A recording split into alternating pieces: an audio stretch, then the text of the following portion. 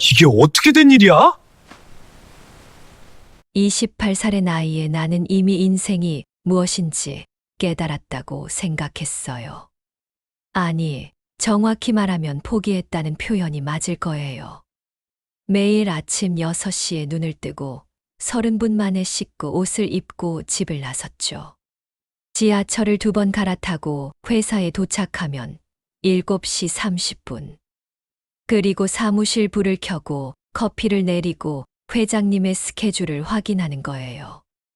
회장님. 아니, 강민준. 그 사람을 처음 만난 건 3년 전이었죠. 면접을 보러 갔을 때 면접관들은 다들 긴장한 표정이었는데, 나중에 알고 보니 그가 갑자기 면접장에 들어온다고 해서 그랬던 거더라고요. 강민준, 강그룹의 손자이자 후계자. 31살의 나이에 이미 계열사 3개를 맡고 있는 천재 경영인. 그런데 천재 경영인이라는 타이틀 뒤에 숨겨진 진짜 모습은 달랐어요. 그는 사람을 사람으로 보지 않았죠. 특히 자기보다 아래에 있다고 생각하는 사람들에게는 더더욱. 나는 그의 비서가 된 후 매일같이 그것을 경험했지. 박지훈, 이게 뭐야? 커피가 미지근하잖아. 다시 가져와. 아, 이 서류 형식이 마음에 안 드는데 전부 다시 작성해. 내가 언제 이 시간에 미팅 잡으라고 했어. 내 멋대로 판단하지 말고 내 말만 들어. 하루에도 수십 번씩 반복되는 그의 갑질. 처음에는 참았죠. 급여가 좋았거든요. 다른 회사 비서직보다 2배는 더 받았으니까.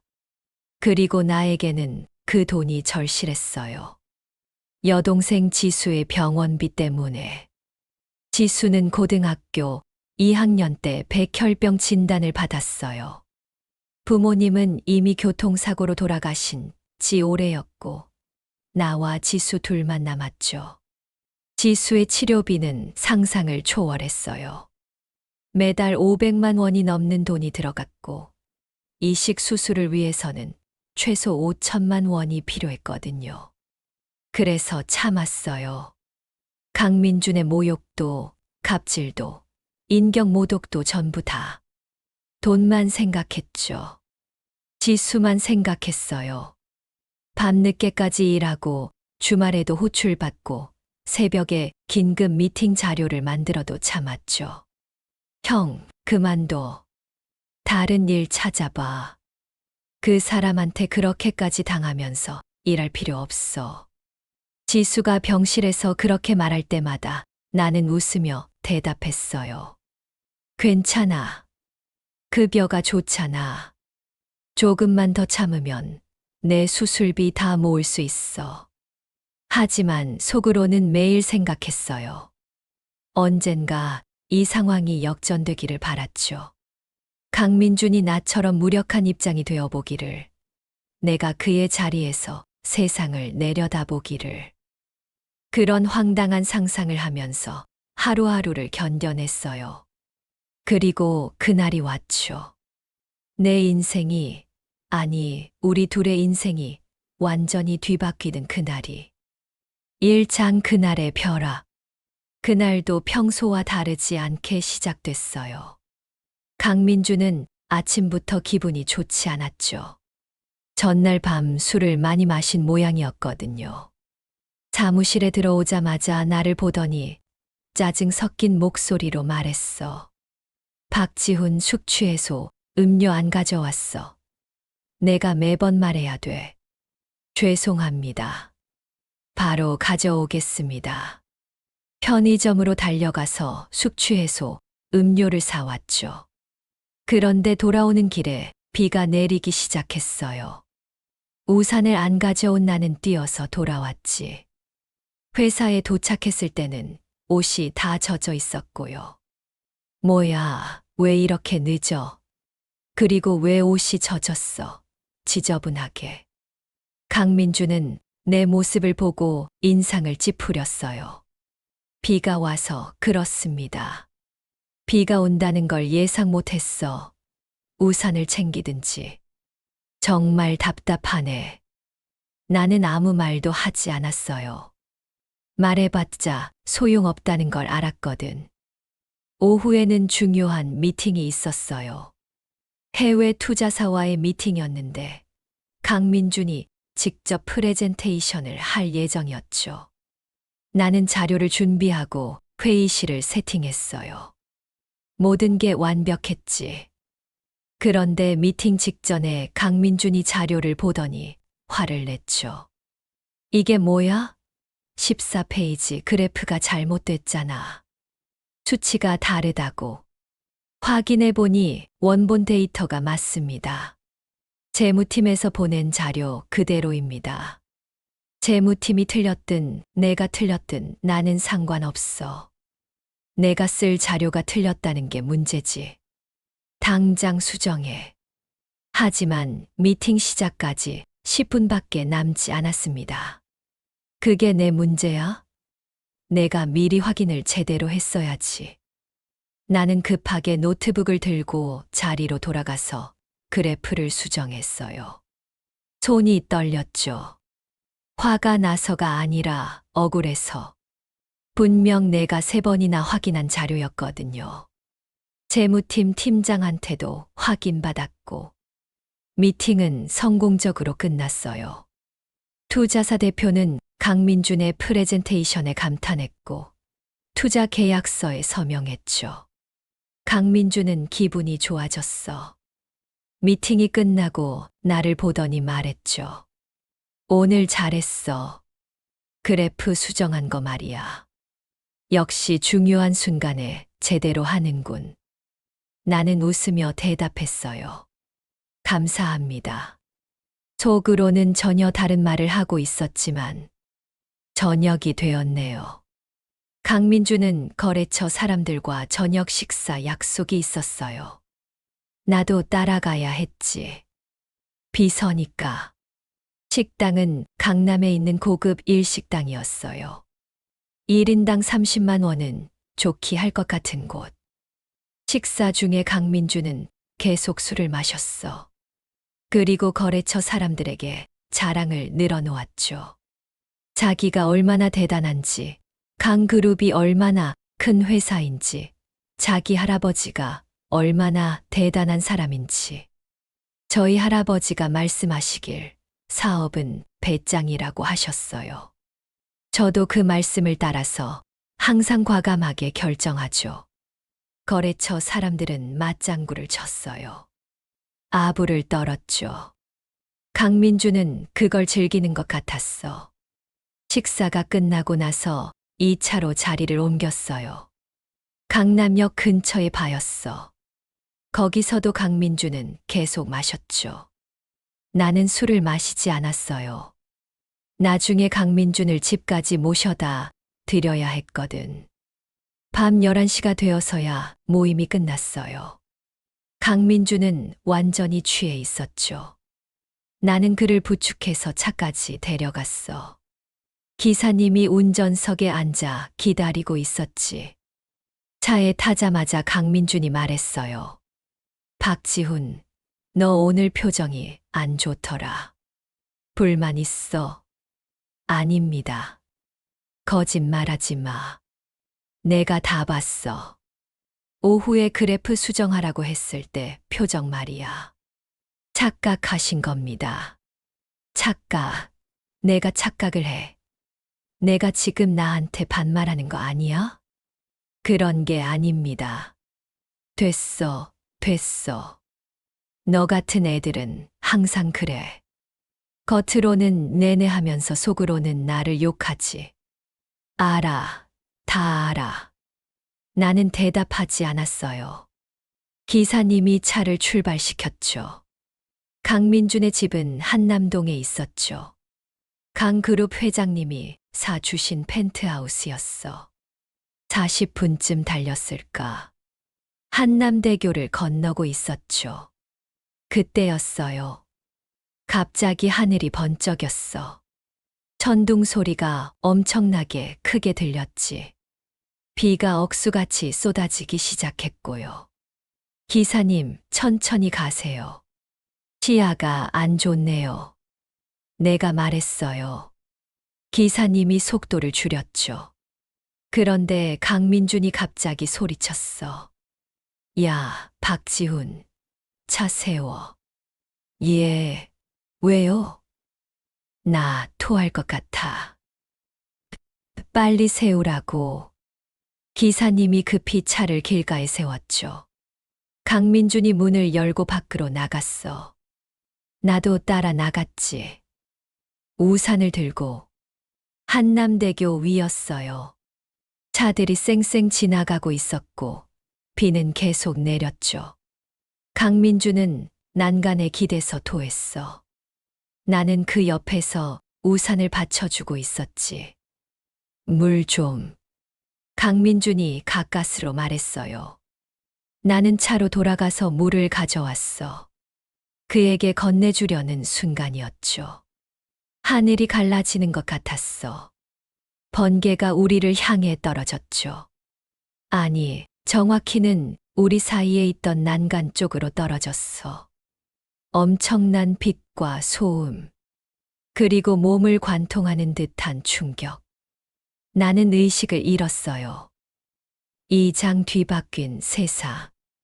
눈을 떴을 때 천장이 보였어요. 낯선 천장이었죠. 아니, 낯익은 천장이기도 했어. 이 천장을 본 적이 있었거든요. 강민준의 집에 서류를 가져다 줬을 때 봤던 천장이었어. 나는 벌떡 일어났어요. 머리가 지끈거렸죠. 주위를 둘러봤어. 침대, 옷장, 책상, 창문.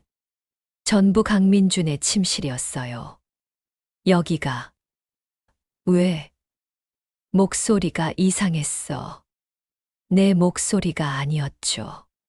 좀 더 낮고 좀 더 자신감 넘치는 목소리였어.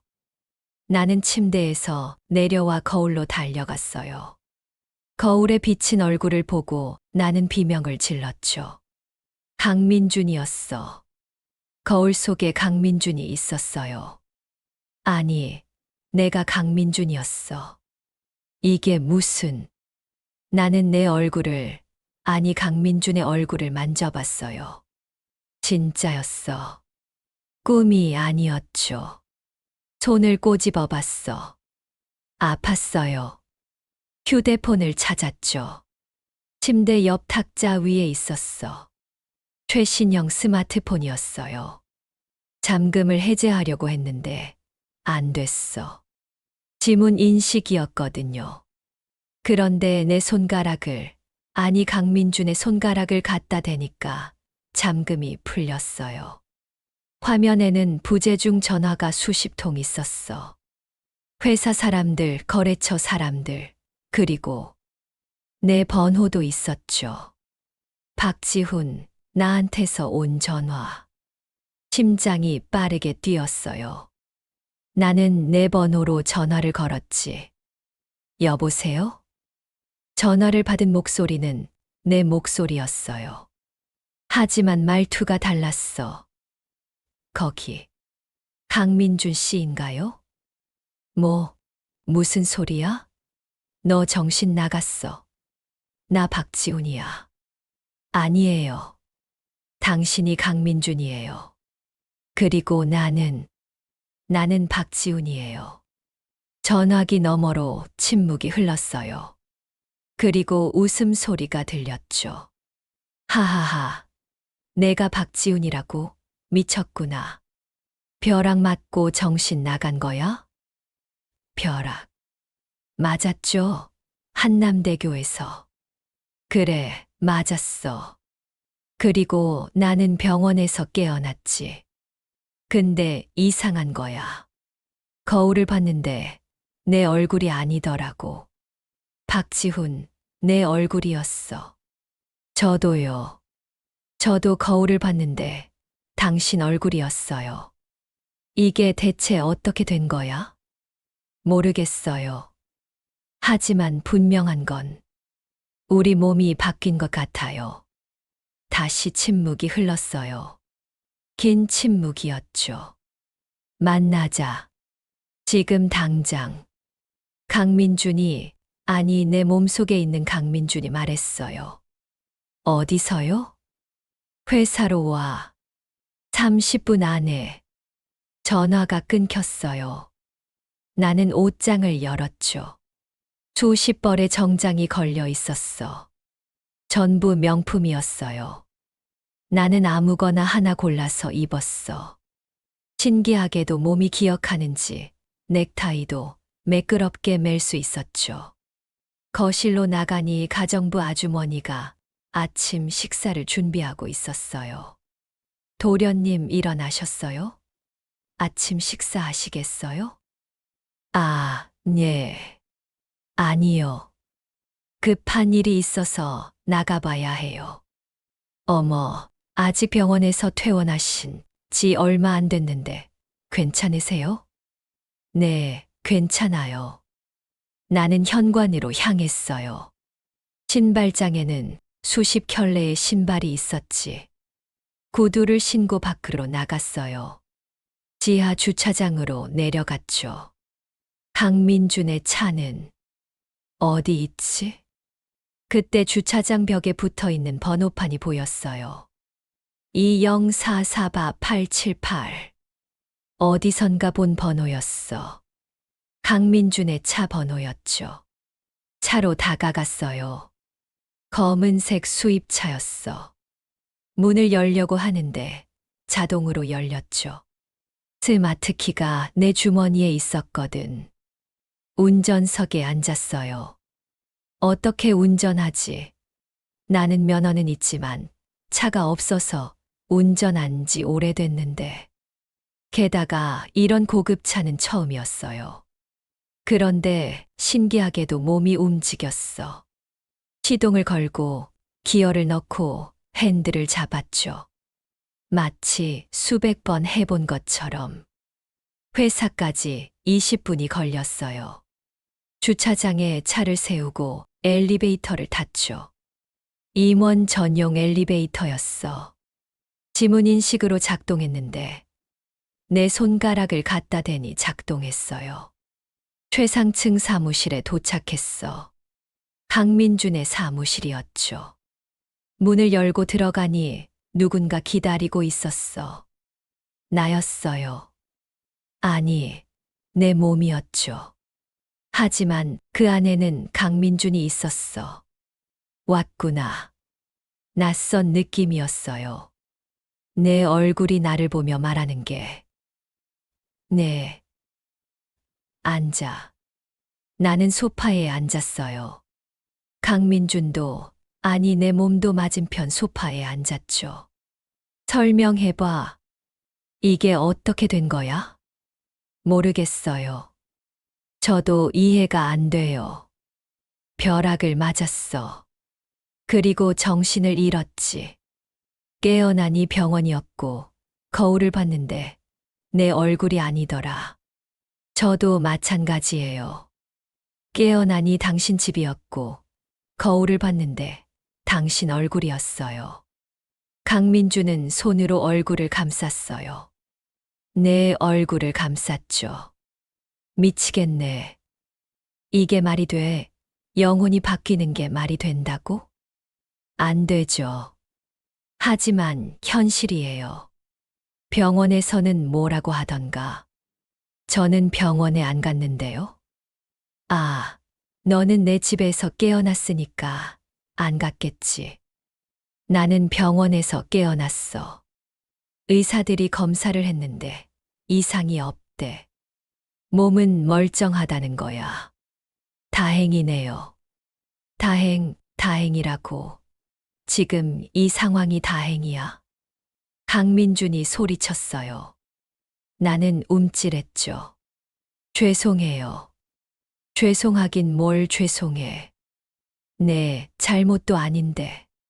강민주는 한숨을 쉬었어요. 다시 바꿀 방법은 없을까? 글쎄요. 어떻게 바뀐 건지도 모르는데 어떻게 되돌릴 수 있을지. 벼락을 다시 맞으면 되지 않을까? 그건 너무 위험하지 않나요? 위험해도 해봐야지. 이대로는 못 살아. 나는 고개를 끄덕였어요. 맞는 말이었죠. 이대로는 안 됐어. 일단 며칠만 기다려보자. 자연스럽게 돌아올 수도 있잖아. 며칠을 이렇게 살라고. 다른 방법이 있나요? 강민주는 대답하지 않았어요. 그리고 갑자기 일어났죠. 나 가봐야겠어. 여기 있기 답답해. 어디 가시게요? 너희 집. 아, 내 말은 내 집. 박지훈, 내 집 말이야. 왜요? 내가 지금 내 몸이잖아. 내 인생을 살아야 하잖아. 그럼 내 집에 가봐야지. 그건 왜 못 가게 할 거야? 아니요. 가셔도 돼요. 하지만 뭐, 제 여동생이 있어요. 지수라고. 아프니까 놀라게 하지 마세요. 알았어. 강민주는 사무실을 나갔어요. 나는 혼자 남았죠. 강민준의 사무실. 넓은 공간, 비싼 가구, 커다란 창문으로 보이는 서울 전경. 이게 다 내 거였어. 적어도 지금은. 나는 책상으로 갔어요. 서랍을 열어봤죠. 서류들이 가득했어. 계약서, 보고서, 재무제표. 전부 기밀 문서들이었어요. 컴퓨터를 켰어. 비밀번호를 물었죠. 어떻게 하지? 그때 손이 저절로 움직였어요. 숫자를 눌렀어. 112703. 컴퓨터가 켜졌죠. 화면에는 수십 개의 폴더가 있었어요. 사업 계획, 인수합병, 투자 검토, 인사 정보. 나는 하나씩 열어봤어. 그리고 깨달았죠. 이게 기회라는 걸. 3장 새로운 계획. 사흘이 지났어요. 우리 몸은 바뀌지 않았죠. 강민주는, 아니 내 몸속의 강민주는 매일 전화를 걸어왔어. 아직도 안 바뀌었어. 이거 원래대로 못 돌아가는 거 아냐? 조금만 더 기다려보죠. 기다리긴 뭘 기다려. 나 미치겠어. 내 집은 왜 이렇게 좁아? 그리고 내 여동생은 왜 이렇게 시끄러워? 지수가 뭐라고 했나요? 매일 학교 이야기하고, 친구 이야기하고, 나한테 관심도 없는 이야기들을 왜 하는 거야? 그게 가족이니까요. 가족, 웃기네. 가족이라고 해봤자 피 한 방울 안 섞인 남남 아냐? 나는 더 이상 대답하지 않았어요. 강민주는 가족의 의미를 모르는 것 같았어. 한편 나는 강민준의 삶에 적응하고 있었죠. 회사에 나가고 미팅을 하고 의사 결정을 내렸어. 처음에는 어려웠어요. 나는 평범한 비서였으니까. 하지만 강민준의 몸이 기억하고 있었죠. 어떻게 행동해야 하는지, 무엇을 말해야 하는지. 그리고 나는 조금씩 계획을 세우기 시작했어요. 만약 이 상태가 계속된다면 나는 이 기회를 놓치지 않을 거야. 강민준의 위치를 이용해서 회사를 장악할 거야. 첫 번째 단계는 정보 수집이었어요. 나는 강민준의 컴퓨터에 있는 모든 파일을 읽었죠. 회사의 구조, 주요 인물들, 진행 중인 프로젝트들. 그리고 강민준의 약점도 찾았어. 강민준은 여러 개의 비자금 계좌를 가지고 있었어요. 회사 돈을 빼돌려서 개인 계좌에 넣어둔 거야. 액수는 상당했죠. 20억 원이 넘었어. 또 발견한 건 뒷거래 기록이었어요. 부정한 방법으로 경쟁사를 제거하고 공무원에게 뇌물을 준 흔적들. 전부 증거가 남아 있었지. 나는 이 정보들을 따로 저장했어요. 언젠가 필요할 거야. 두 번째 단계는 사람들과의 관계 개선이었어요.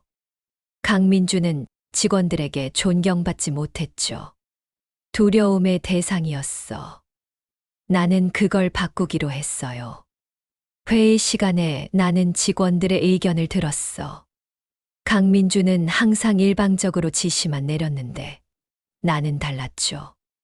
이 프로젝트에 대해서 여러분 의견은 어떤가요? 저는 위험 부담이 크다고 생각합니다. 마케팅 팀장이 조심스럽게 말했어요. 왜 그렇게 생각하시나요?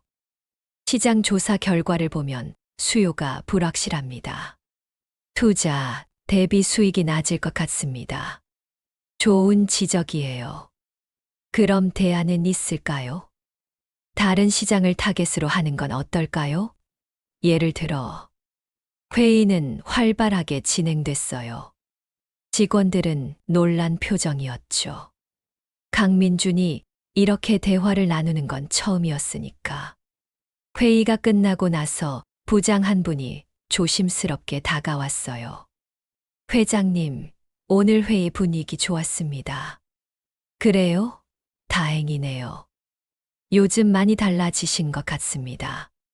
좋은 의미로요. 아, 그런가요? 저도 반성을 좀 했어요. 직원들 의견을 더 들어야겠다고 생각했죠. 감사합니다. 직원들이 좋아할 겁니다. 나는 미소를 지었어요. 이렇게 조금씩 신뢰를 쌓아가는 거야. 세 번째 단계는 할아버지, 강그룹 회장님과의 관계였어요. 강민주는 할아버지에게 사랑받았죠. 하지만 동시에 감시받았어. 할아버지는 후계자를 신중하게 선택하고 싶어 했거든요. 나는 할아버지를 만나러 갔어요. 회장님 집은 평창동에 있었죠. 엄청난 저택이었어. 민준아, 왔구나. 할아버지는 서재에서 나를 맞아주었어요. 80대의 노인이었지만 눈빛은 날카로웠죠. 할아버지, 안녕하세요. 앉거라. 차 마시자. 우리는 마주 앉아 차를 마셨어요. 할아버지가 먼저 말을 꺼냈죠. 벼락을 맞았다고 들었는데 괜찮으냐? 네, 괜찮습니다. 병원에서 이상 없다고 했지. 네, 다행이구나. 나도 걱정 많이 했다. 할아버지는 차를 한 모금 마셨어요. 그런데 말이다. 요즘 내가 좀 달라진 것 같다고 직원들이 그러더구나. 달라졌다고요? 응. 좋은 쪽으로 말이야. 직원들 의견도 듣고 회의도 민주적으로 진행하고. 아, 그건 제가 반성을 좀 했습니다. 너무 독단적이었던 것 같아서요. 할아버지는 나를 오래 쳐다봤어요. 마치 내 속을 꿰뚫어 보는 것 같았죠. 민준아. 네, 할아버지. 벼락을 맞고 나서 뭔가 깨달은 게 있느냐? 네. 인생이 짧다는 걸요. 그리고 사람들을 소중히 해야 한다는 걸요. 할아버지는 고개를 끄덕였어요. 좋은 생각이다. 계속 그렇게 해라. 네, 할아버지. 그리고 민준아. 네. 회사는 혼자 하는 게 아니다. 사람들과 함께 하는 거야. 그걸 잊지 마라. 명심하겠습니다. 할아버지와의 만남은 성공적이었어요. 나는 그의 신뢰를 얻었죠. 한 주가 지났어요. 강민준한테서 또 전화가 왔어. 야, 박지훈. 아니, 강민준. 어쨌든 나 좀 봐야겠어. 왜요? 내 여동생 때문에. 지수가 왜요? 무슨 일 있어요?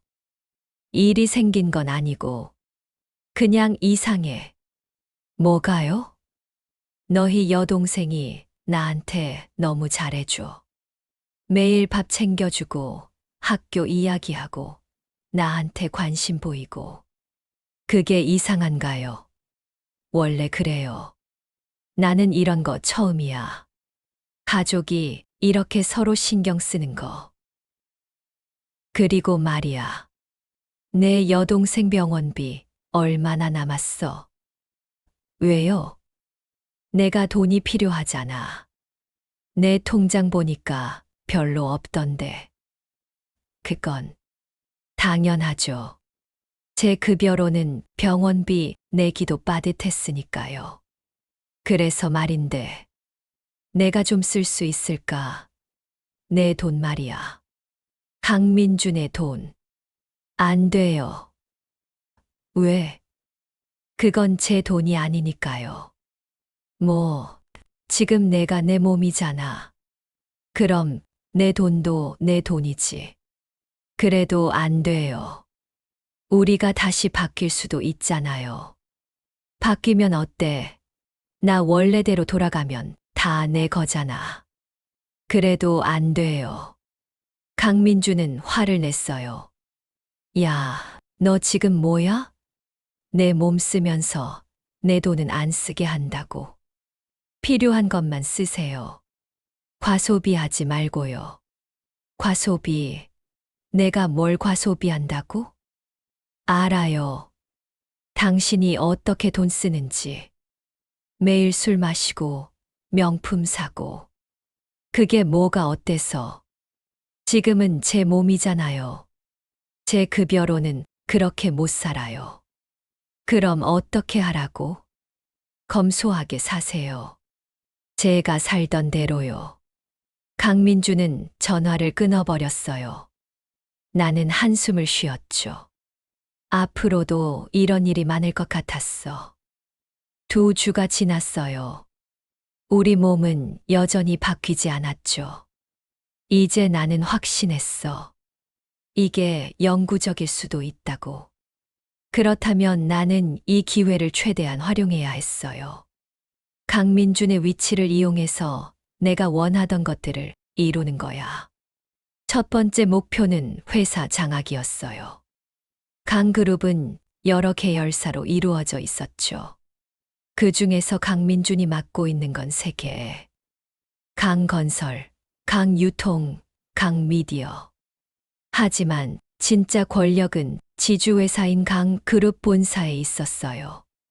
그리고 거기를 지배하는 건 할아버지와 이사진이었죠. 나는 이사회에 참석했어요. 원래 회의였어. 15명의 이사들이 모였죠. 전부 나이 많은 사람들이었어. 이번 분기 실적을 보고 드리겠습니다.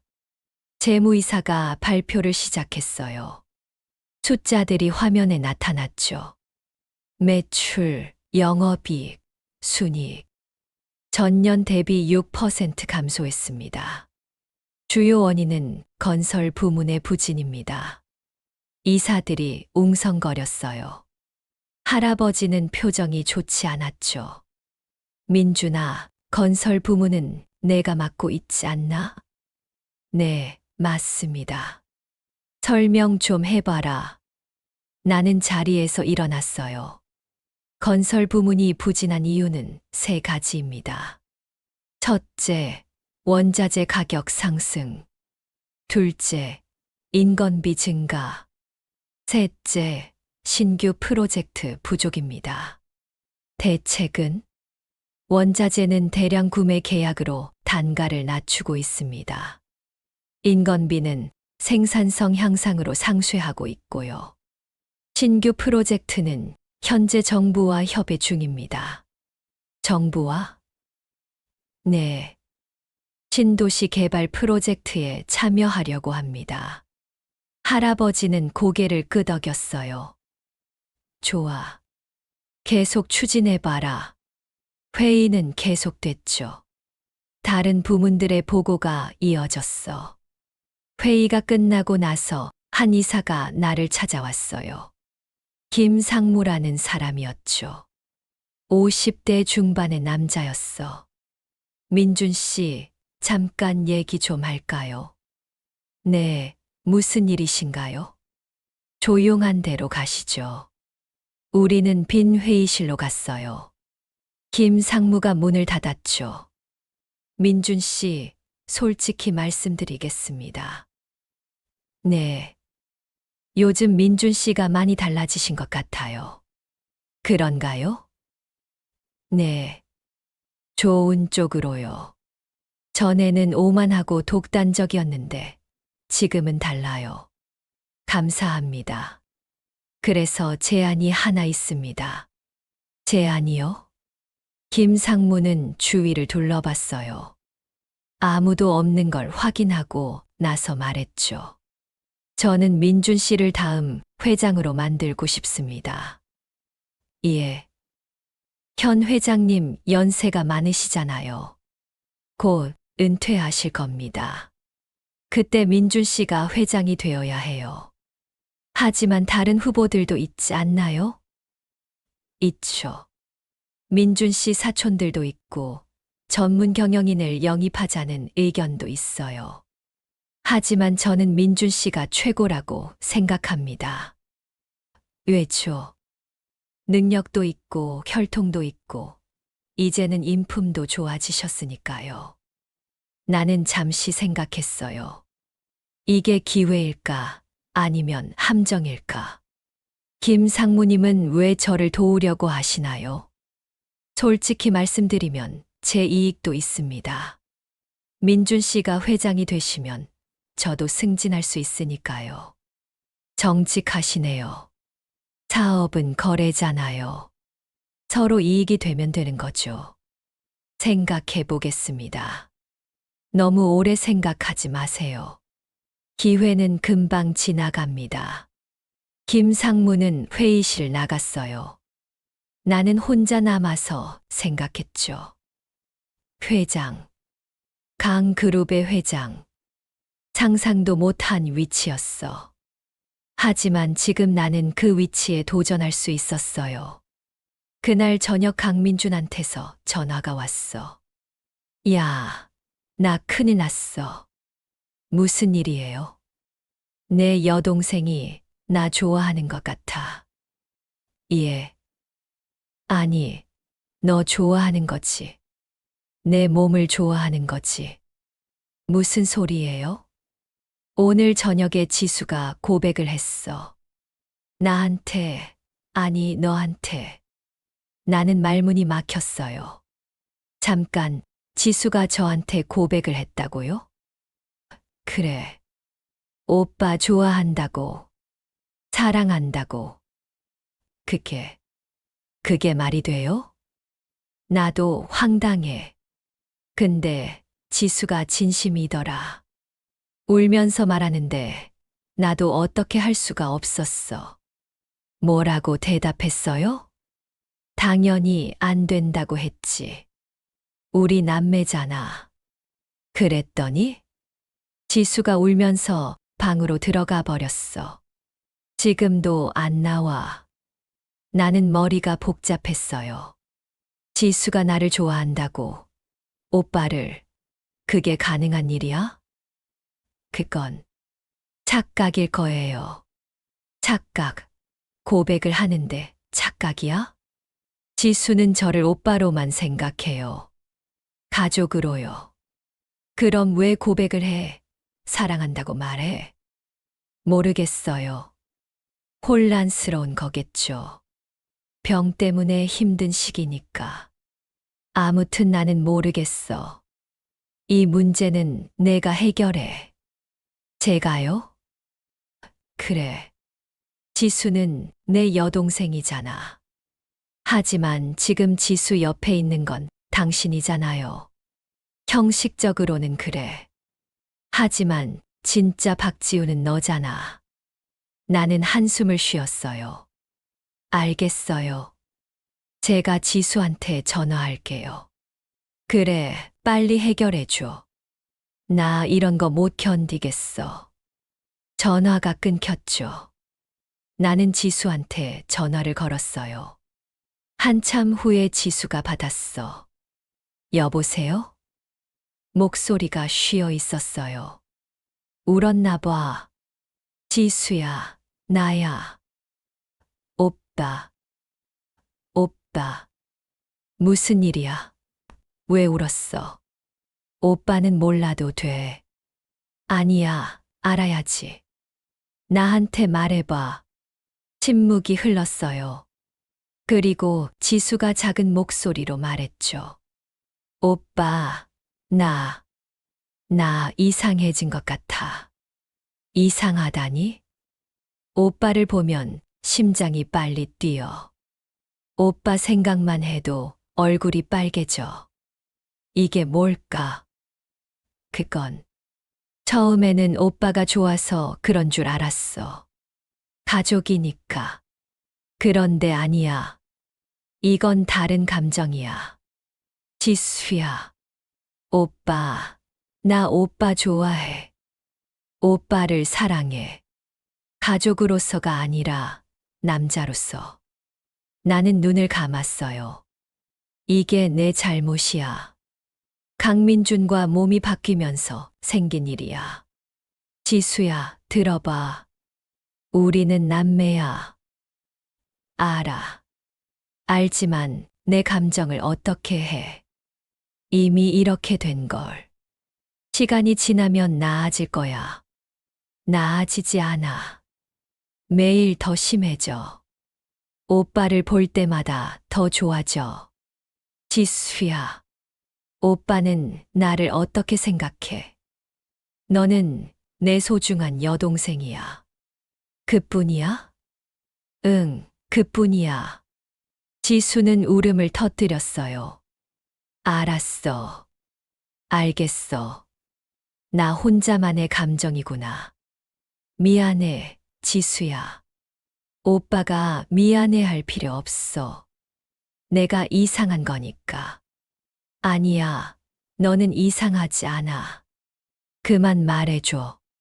더 들으면 더 슬퍼져. 전화가 끊겼어요. 나는 휴대폰을 내려놨죠. 가슴이 아팠어. 지수가 힘들어하는 게 느껴졌거든요. 이게 다 내 잘못이야. 아니, 강민준의 잘못이야. 우리가 몸을 바꾸지만 않았어도 이런 일은 없었을 거야. 나는 창밖을 바라봤어요. 서울의 야경이 펼쳐져 있었죠. 수많은 불빛들, 수많은 사람들의 삶. 나는 그중 한 명이었어. 평범한 박지훈. 하지만 지금은 달라. 나는 강민준이야. 재벌 3세. 권력과 돈을 가진 사람. 이 위치를 포기할 수 있을까? 원래대로 돌아갈 수 있을까? 솔직히 말하면 망설여졌어요. 이 삶이 나쁘지 않았거든. 아니, 좋았어. 사람들이 나를 존중했고, 내 말 한마디에 수십억이 움직였으니까. 하지만 지수는 어떡하지? 내 여동생은? 나는 결정을 내려야 했어요. 이 삶을 계속할 것인가? 아니면 원래대로 돌아갈 방법을 찾을 것인가? 오장 엇갈린 마음. 한 달이 지났어요. 나는 점점 더 강민준의 삶에 익숙해졌죠. 회사 일도, 이사회 회의도, 할아버지와의 대화도, 모든 게 자연스러워졌어. 그리고 나는 조금씩 권력을 확장하고 있었어요. 김상무와 손을 잡았죠. 그는 다른 이사들을 설득하기 시작했어. 나를 차기 회장으로 만들기 위해서. 민준 씨, 이사 5명이 민준 씨를 지지하기로 했습니다. 5명이요? 네. 15명 중에 5명이면 나쁘지 않죠. 과반수까지는 좀 더 시간이 필요합니다. 얼마나 걸릴까요? 3개월 정도. 그때쯤이면 회장님이 은퇴 발표를 하실 겁니다. 어떻게 아세요? 소문이 돌고 있습니다. 회장님 건강이 좋지 않으시다고. 나는 고개를 끄덕였어요. 할아버지는 확실히 예전만 못했어. 회의 중에 기침을 자주 하셨고 피곤한 표정이었죠. 그럼 계속 진행하시죠. 알겠습니다. 김 상무가 나갔어요. 나는 창밖을 바라봤죠. 멀리 한강이 보였어. 한남대교도 보였어요. 우리가 벼락을 맞았던 그 다리. 그날 이후로 모든 게 바뀌었어. 내 인생이, 강민준의 인생이, 그리고 지수의 인생까지. 지수. 나는 지수가 걱정됐어요. 전화를 자주 했지만 지수는 짧게 대답하고 끊었어. 피하는 것 같았죠. 나는 강민준한테 전화를 걸었어요. 지수는 어때요? 여전해. 나를 피해. 학교는 잘 다니고 있나요? 응, 다니고 있어. 그런데 말이야. 왜요? 지수가 병원에 가야 한대. 정기 검진이라는데. 아, 맞다. 이번 주가 검진 날이네요. 나도 같이 가야 돼. 당연하죠. 보호자니까요. 나는 병원 가는 거 싫은데. 지수 혼자 보낼 건가요? 알았어. 같이 갈게. 전화를 끊고 나서 나는 한숨을 쉬었어요. 강민주는 정말 가족에 대한 개념이 없는 것 같았어. 이틀 후 강민준한테서 전화가 왔죠. 야, 박지훈. 왜요? 병원 다녀왔어. 어땠어요? 의사가 수술 날짜를 잡자고 하더라. 정말요? 기증자가 나타났나요? 아니, 그게 아니라 지수 상태가 악화되고 있대. 빨리 수술하지 않으면 위험하다고. 나는 숨이 막혔어요. 얼마나 위험한데요? 6개월.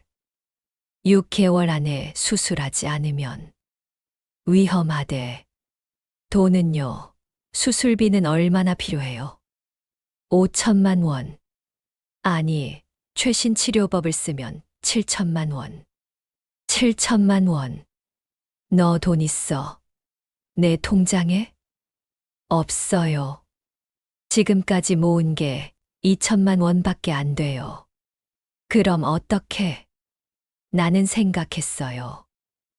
돈. 나는 지금 강민준의 몸이야. 강민준의 돈을 쓸 수 있어. 하지만 그래도 될까? 이건 강민준의 돈이야. 내 돈이 아니야. 저한테 맡겨요. 뭐, 제가 돈을 마련할게요. 어떻게?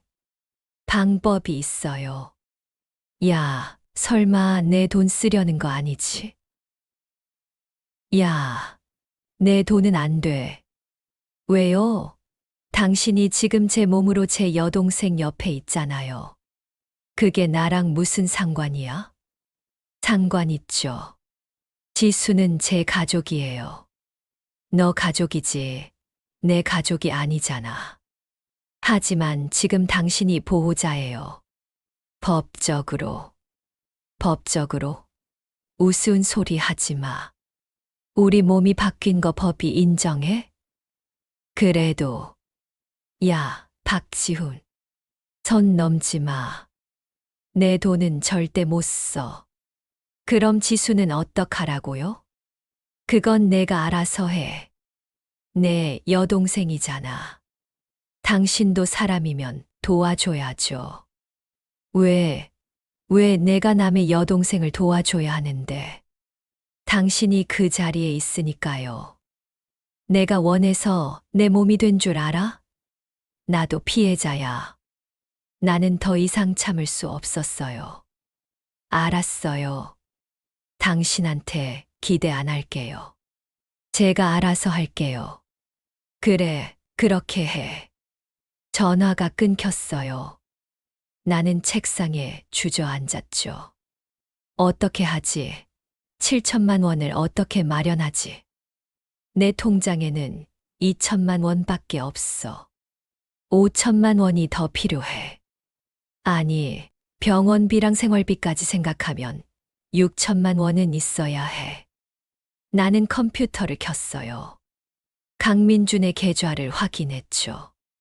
여러 개의 계좌가 있었어. 보통 예금, 적금, 주식, 그리고 비자금 계좌. 비자금 계좌에는 23억 원이 있었어요. 회사 돈을 빼돌린 거야. 나는 마우스를 비자금 계좌 위에 올렸어요. 클릭하면 계좌 상세 정보가 나올 거야. 그리고 이체도 할 수 있을 거야. 하지만 망설여졌죠. 이건 강민준의 돈이야. 불법으로 모은 돈이긴 하지만. 그런데 지수는 어떻게?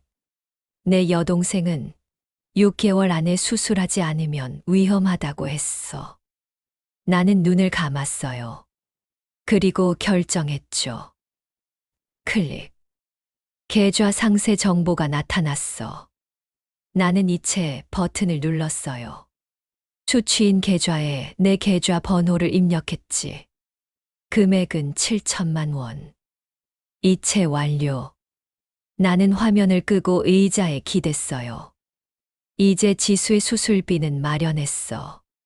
하지만 이 선택이 옳은 걸까? 그날 밤 강민준한테서 전화가 왔어요. 화가 난 목소리였죠. 야, 너 내 돈 썼지? 어떻게 알았어요? 문자 왔어. 7천만 원 출금됐다고. 너 미쳤어. 지수 수술비예요. 그게 내 돈 쓸 이유가 돼. 내가 쓰지 말라고 했잖아. 하지만 지수는 위험해요. 6개월 안에 수술 안 하면 죽을 수도 있어요.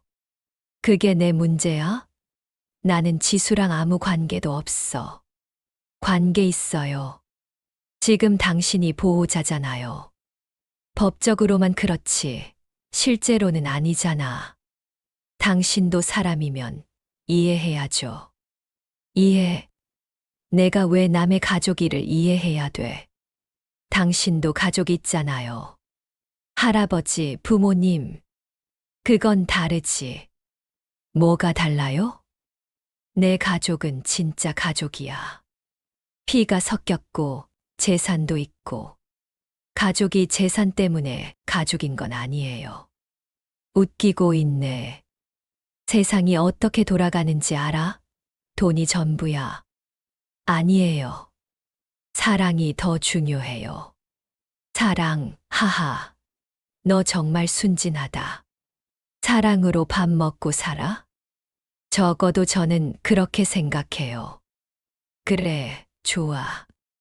내 생각대로 살아봐. 근데 내 돈은 돌려놓으라고. 못 돌려줘요. 이미 병원에 입금했어요. 뭐, 수술 예약금으로 냈어요. 이제 취소 못해요. 강민주는 숨을 크게 들이쉬었어요.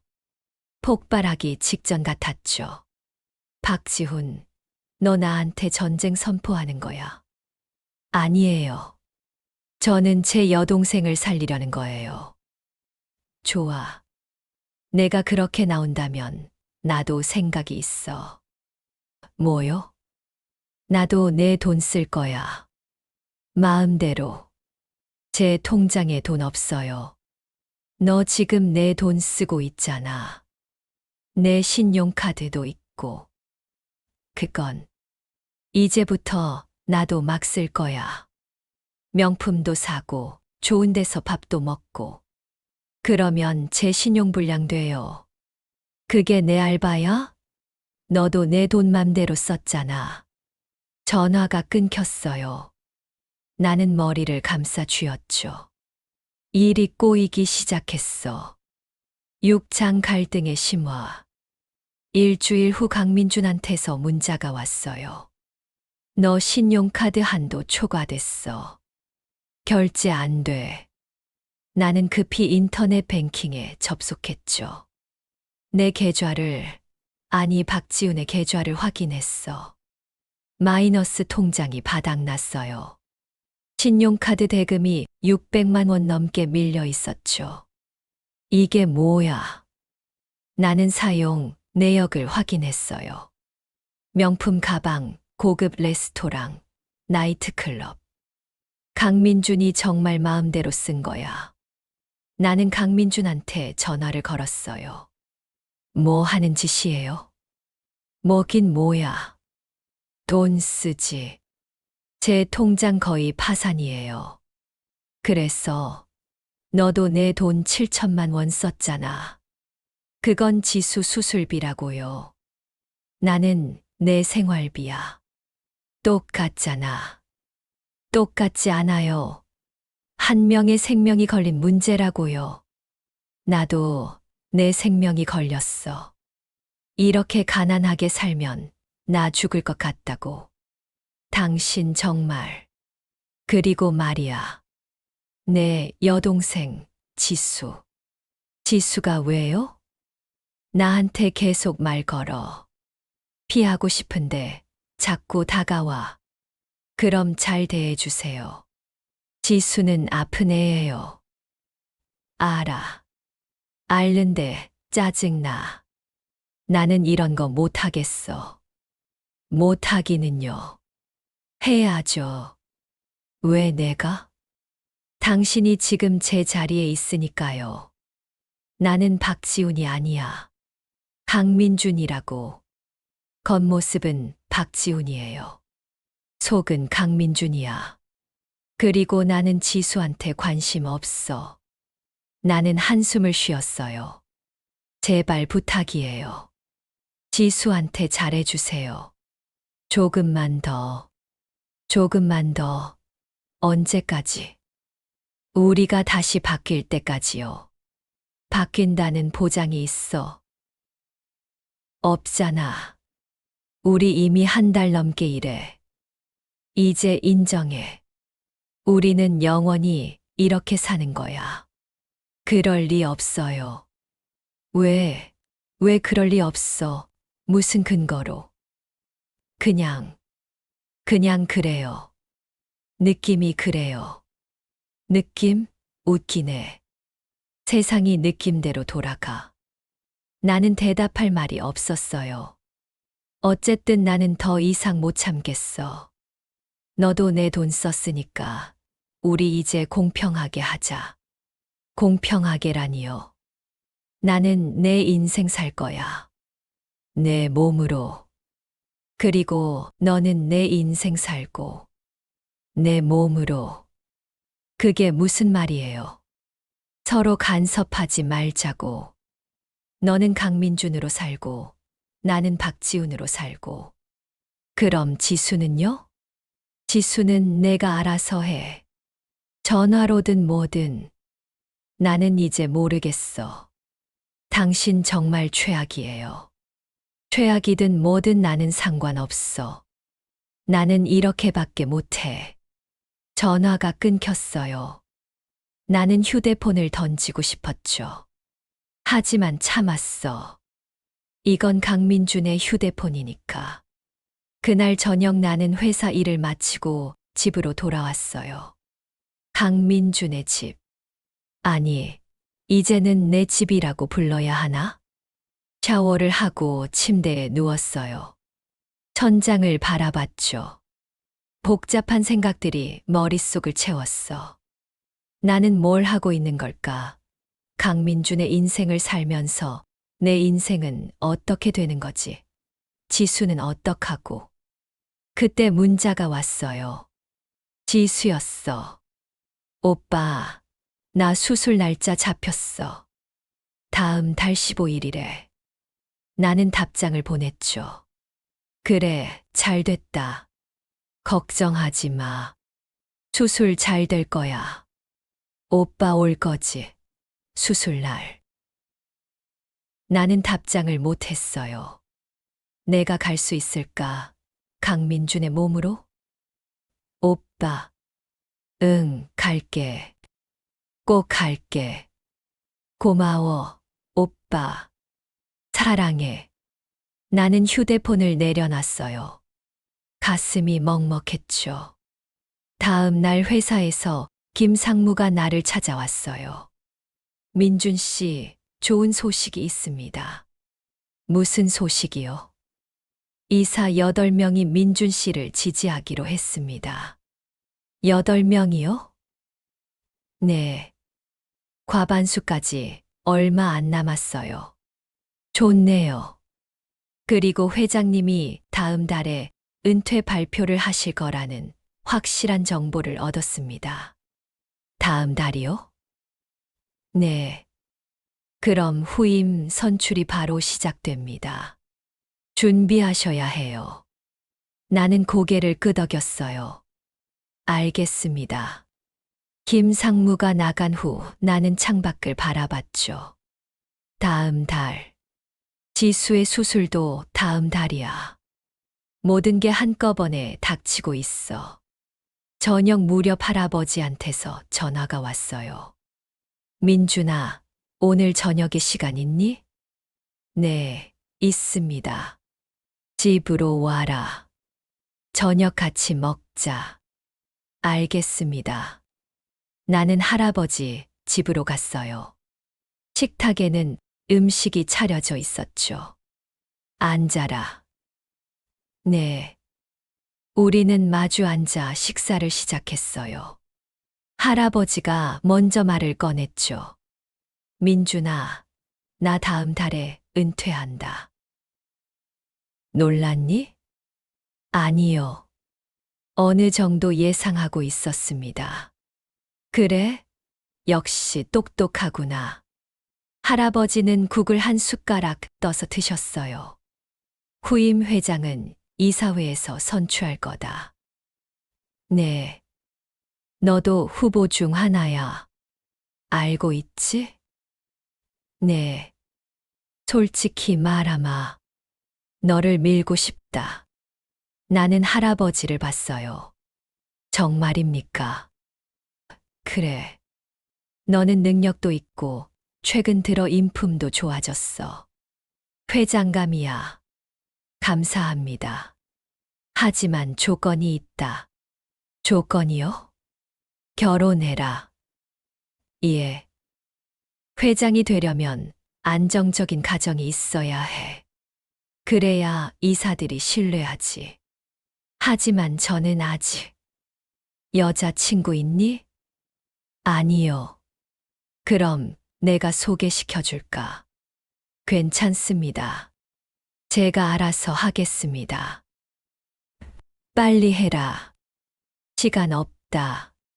식사를 마치고 집으로 돌아오는 길에 나는 생각했어요. 결혼. 강민준의 결혼. 그건 내가 할 수 있는 일인가? 집에 도착해서 소파에 앉았어요. 머리가 복잡했죠. 그때 강민준한테서 전화가 왔어. 야, 박지훈. 왜요? 지수가 또 나한테 고백했어. 또요? 그래. 오늘도 울면서 사랑한다고 하더라. 뭐라고 대답했어요? 당연히 거절했지. 근데 말이야. 왜요? 이상한 게 나도 지수가 좋아지는 것 같아. 나는 귀를 의심했어요. 뭐라고요? 지수가 좋아. 예쁘고 착하고 나한테 잘해주고.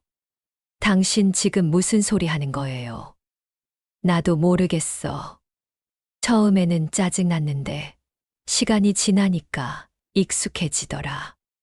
그리고 지수 보면 기분이 좋아. 안 돼요. 왜? 지수는 제 여동생이에요. 지금은 내 여동생이잖아. 법적으로. 법적으로만 그래요. 실제로는 아니라고요. 그래도 나는 지수가 좋아. 어떻게? 당신 정신 나갔어요? 정신 나간 거 아니야. 사랑에 빠진 거야. 사랑, 그게 사랑이라고 생각해요? 그럼 뭔데? 이 감정이. 그건 그건 착각이에요. 지수한테 잘해주니까 생긴 착각이라고요. 착각이 아니야. 나 확실해. 나는 지수를 사랑해. 나는 숨이 막혔어요. 안 돼요. 절대 안 돼요. 왜? 왜 안 돼? 지수는 아파요. 수술도 해야 하고. 그런 상태에서 연애 같은 거 하면 안 돼요. 그래서 내가 더 잘해줘야지. 지수 옆에 있어줘야지. 당신이 옆에 있으면 안 돼요. 왜? 당신은 강민준이니까요. 박지훈이 아니라고요. 지금 나는 박지훈이야. 모든 사람이 나를 박지훈으로 봐. 지수도. 그래도 안 돼요. 지수를 속이는 거예요. 속이는 거 아니야. 나는 진심이야. 진심이라고 해서 다 되는 게 아니에요. 그럼 어떻게 하라고? 내 감정을 무시하라고. 네, 무시하세요. 지수를 위해서. 강민주는 웃었어요. 비웃는 웃음이었죠. 웃기네. 내가 내 감정을 컨트롤하려고 해? 제발 부탁이에요. 지수한테서 떨어지세요. 싫어. 나는 지수 옆에 있을 거야. 그러면 뭐 할 건데? 모르겠어요. 하지만 가만히 있지 않을 거예요. 좋아. 해봐. 내가 뭘 할 수 있는지. 전화가 끊겼어요. 나는 휴대폰을 바닥에 내동댕이 쳤죠. 화면이 깨졌어. 제기랄. 모든 게 엉망이 되어가고 있었어요. 다음 날 나는 회사에 출근하지 않았어요. 할 일이 있었거든. 나는 지수가 다니는 병원으로 갔죠. 담당 의사를 만났어. 박지수 환자 보호자이신가요? 네. 아니, 오빠입니다. 의사는 나를 이상하게 쳐다봤어요. 내가 강민준의 얼굴을 하고 있으니까. 박지수 씨 보호자분이 따로 계신 걸로 아는데요. 제가 실제 보호자입니다. 복잡한 사정이 있어서요. 그렇습니까? 어떻게 오셨나요? 지수 상태에 대해서 자세히 듣고 싶어서요. 의사는 차트를 꺼냈어요. 지수 씨는 급성골수성 백혈병 환자입니다. 항암 치료를 받았지만 효과가 제한적이었습니다. 그래서 이식 수술이 필요한 거죠. 네. 조혈모세포 이식이 필요합니다. 다행히 공여자를 찾았습니다. 언제 수술하나요? 다음 달 15일로 예정되어 있습니다. 성공 확률은요? 70% 정도입니다. 30%는 실패할 수도 있다는 거네요. 네. 그리고 수술 후에도 지속적인 관리가 필요합니다. 재발 가능성도 있고요. 나는 고개를 끄덕였어요. 알겠습니다. 감사합니다. 병원을 나와서 나는 한강으로 갔어요. 한남대교 근처였죠. 우리가 벼락을 맞았던 그 장소. 나는 난간에 기대서 강을 바라봤어요. 한 달 전 이 자리에서 모든 게 시작됐어. 어떻게 하지? 나는 혼잣말을 했죠. 회사를 장악할 수 있는 기회가 왔어. 이사들의 지지도 받고 있고 할아버지도 나를 원해. 다음 달이면 회장이 될 수도 있어요. 하지만 지수는 어떡하지? 강민준이 지수한테 다가가고 있어. 지수를 좋아한다고 했어. 그건 안 돼. 절대 안 돼. 나는 두 가지를 동시에 가질 수 없어. 권력과 가족. 강민준의 인생과 박지훈의 인생. 선택해야 해. 그때 휴대폰이 울렸어요. 지수였어. 여보세요? 오빠. 응, 나야. 오빠 목소리가 아닌 것 같은데. 아, 감기 걸려서 그래. 감기, 괜찮아? 응, 괜찮아.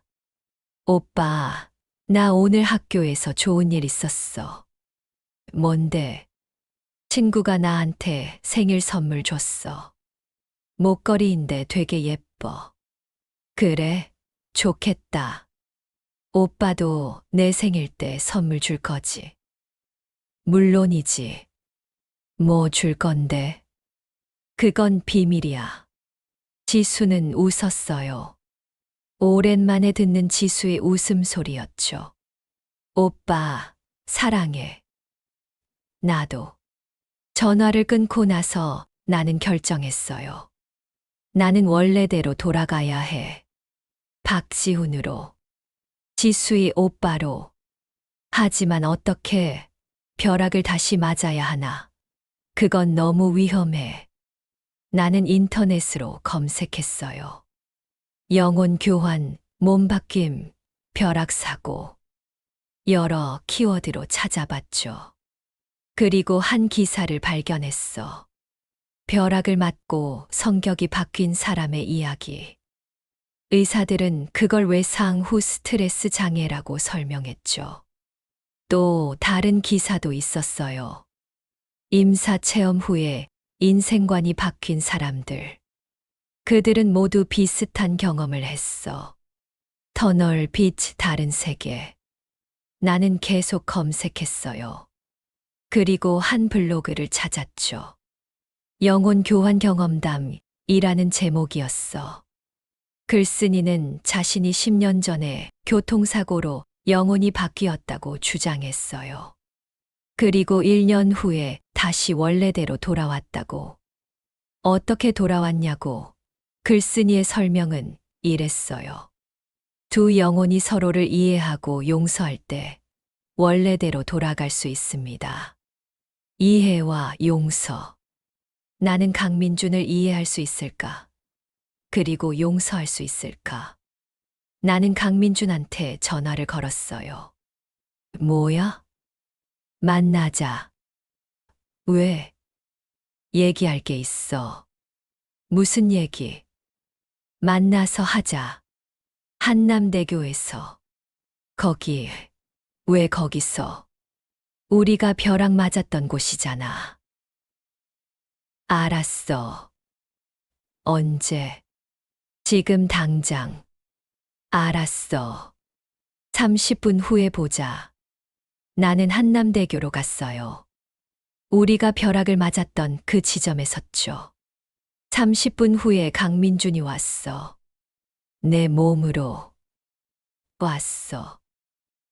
응. 우리는 마주 섰어요. 난간을 사이에 두고. 무슨 얘기? 우리 원래대로 돌아가자. 돌아가. 어떻게? 벼락을 다시 맞으면 되지 않을까? 미쳤어. 죽을 수도 있어. 그래도 해봐야 해. 왜 갑자기 이래? 나는 강민준으로 살 수 없어. 왜? 좋잖아. 돈도 많고 권력도 있고. 하지만 내 가족은 없어. 지수가 없어. 강민준은 표정이 굳었어요. 지수. 넌 지수한테 다가가지 마. 왜? 나는 지수가 좋은데. 지수는 내가 박지훈인 줄 알아. 강민준인 줄 모르고. 그게 뭐 어때? 속이는 거잖아. 사랑의 속임수가 어디 있어? 있어. 내가 지금 하는 게 속임수야. 강민준은 고개를 저었어요. 나는 속이는 거 아니야. 나는 진심이라고. 진심이면 다야? 지수한테 진실을 말해봐. 내가 강민준이라고. 그럼 지수가 나를 싫어할 거야. 그러니까 속임수잖아. 강민준은 대답하지 않았어요. 나는 지수를 사랑해. 처음으로 누군가를 진짜로 사랑하게 됐어. 그건 사랑이 아니야. 뭔데? 집착이야. 내가 처음으로 누군가한테 사랑받으니까 혼란스러운 거야. 그럴지도. 강민주는 난간에 기댔어요. 나는 태어나서 진짜 사랑을 받아본 적이 없어. 할아버지는 나를 후계자로만 봤고 부모님은 바빠서 나한테 관심 없었어. 친구들도 다 내 돈 때문에 가까이 했어. 진짜 친구는 없었어. 그래서 외로웠구나. 응, 되게 외로웠어. 항상. 그래서 사람들한테 갑질을 한 거야? 그게 내가 유일하게 할 수 있는 거였어. 권력을 행사하는 것. 그럼 적어도 사람들이 나를 무시하지는 않으니까. 나는 강민준을 봤어요. 처음으로 그의 진심을 보는 것 같았죠. 근데 지수는 달랐어. 지수는 나한테, 아니 박지훈한테 순수하게 잘해줬어. 돈 때문도 아니고 권력 때문도 아니고 그냥 오빠니까. 그래서 좋았구나. 응. 처음으로 내가 인간으로 대접받는 기분이었어. 나는 고개를 끄덕였어요. 이해해. 내 마음. 정말. 응. 하지만 그래도 안 돼. 지수는 내가 아니라 나를 사랑하는 거야. 박지훈을. 강민주는 한숨을 쉬었어요. 알아. 알지만 어떡해. 내 감정은 진짜인데. 그 감정을 놓아줘야 해. 쉽게 말하네. 나도 어려워. 하지만 우리가 원래대로 돌아가야 지수도, 너도, 나도 행복할 수 있어. 강민주는 오래 침묵했어요. 그리고 물었죠. 원래대로 돌아가면 넌 뭐 할 거야? 지수를 돌볼 거야. 수술 잘 받게 하고 옆에서 지켜줄 거야. 회장 자리는 포기해. 그렇게 쉽게. 쉽지 않아. 하지만 가족이 더 중요해. 강민주는 나를 봤어요. 너는 대단해. 나는 못할 것 같은데. 넌 할 수 있어. 원래 내 자리로 돌아가면. 내 자리. 응. 강민준으로. 재벌 3세로. 강민주는 웃었어요. 슬픈 웃음이었죠. 그 자리가 내가 원하던 건지 모르겠어. 지금은 시간이 지나면 알게 될 거야. 우리는 함께 강을 바라봤어요. 해가 지고 있었죠. 노을이 강물에 비쳤어. 어떻게 해야 돌아갈 수 있을까? 강민준이 물었어요. 모르겠어. 하지만 방법이 있을 거야. 벼락을 다시 맞는 거? 그건 너무 위험해. 그럼 나는 생각했어요. 블로그에 있던 글. 이해와 용서. 우리가 서로를 이해하고 용서해야 해. 이해와 용서. 응. 내가 너를 이해하고, 너도 나를 이해하고, 그리고 서로 용서하는 거야. 그럼 돌아갈 수 있어? 시도는 해볼 수 있지. 강민주는 고개를 끄덕였어요. 좋아. 해보자. 우리는 마주 봤어요. 나는 강민준의 얼굴로, 강민주는 내 얼굴로. 나는 너를 이해해. 내가 왜 갑질을 했는지, 왜 외로웠는지. 강민준도 말했어요. 나도 너를 이해해. 내가 왜 가족을 소중히 여기는지, 왜 지수를 지키려고 하는지. 그리고 나는 너를 용서해. 나한테 했던 모든 갑질을. 나도 너를 용서해. 내 돈을 쓴 것도. 우리는 손을 내밀었어요. 서로의 손을 잡았죠. 그 순간이었어요. 하늘에서 번개가 쳤어. 정확히 한 달 전처럼 천둥 소리가 들렸죠. 비가 내리기 시작했어. 뭐야, 이거? 강민준이 놀라서 말했어요. 모르겠어. 그냥 계속 손 잡고 있어. 우리는 손을 놓치지 않았어요. 비가 세차게 내렸죠. 그리고 또다시 번개가 쳤어. 이번에는 우리 바로 위에. 빛이 눈을 감았어. 소리가 귀를 먹었죠. 나는 의식을 잃었어요. 눈을 떴을 때 천장이 보였어요. 낯익은 천장이었죠.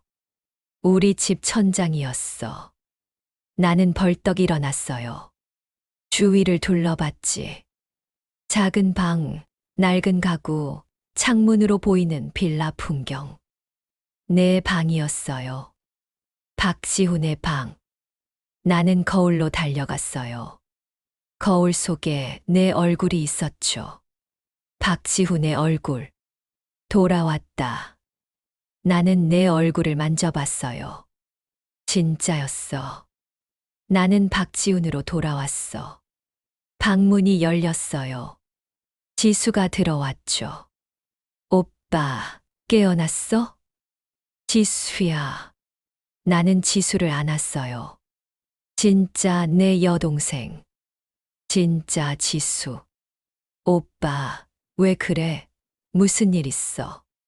아니, 아무것도. 그냥 보고 싶었어. 어제 갑자기 쓰러져서 놀랐잖아. 병원 갔다 왔어.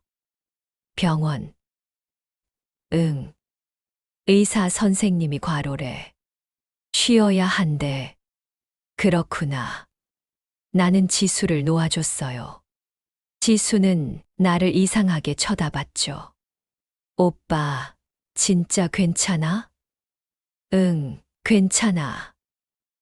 이제는, 뭐가 이제는? 아무것도 아니야. 아침 먹자. 우리는 식탁에 앉았어요. 지수가 만든 계란 프라이와 토스트가 있었죠. 맛있게 먹어. 고마워, 지수야. 오빠, 있잖아. 응. 나 요즘 이상해. 나는 멈췄어요. 설마, 뭐가 이상한데?